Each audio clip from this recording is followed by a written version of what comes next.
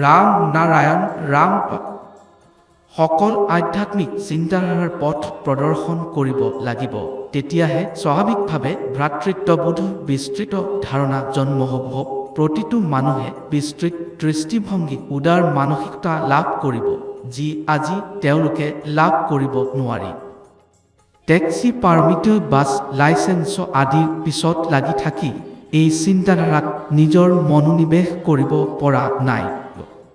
এইদৰে যিসকল মন্ত্ৰীয়ে পাৰ্মিট দিয়ে সেইসকল ভয়ংকৰ, এইসকল পকেটমাৰীতকৈও ডাঙৰ বিপদ।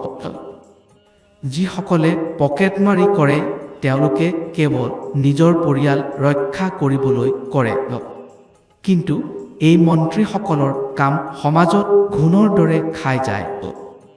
এইসকল সমাজৰ বাবে বিপদ, সেয়ে এইসকলক ধ্বংস কৰিব লাগিব। সেয়ে প্ৰথমে সংশোধন কৰিব লাগিব, কাৰণ এইটো এক অতি বেয়া পৰিস্থিতি।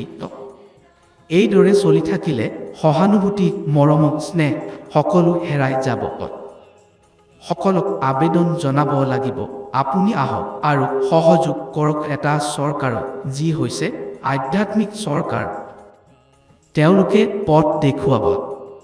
যিসকলে সহযোগ নকৰে তেওঁলোকক বয়কট কৰিব লাগিব, কাৰণ তেওঁলোকে দেশ বা পৃথিৱীৰ এটা কেন্দ্ৰীয় তহবিলত থাকিব শান্তি নাচায়, কেৱল নিজৰ লাভৰ বিষয়ে ভাবে।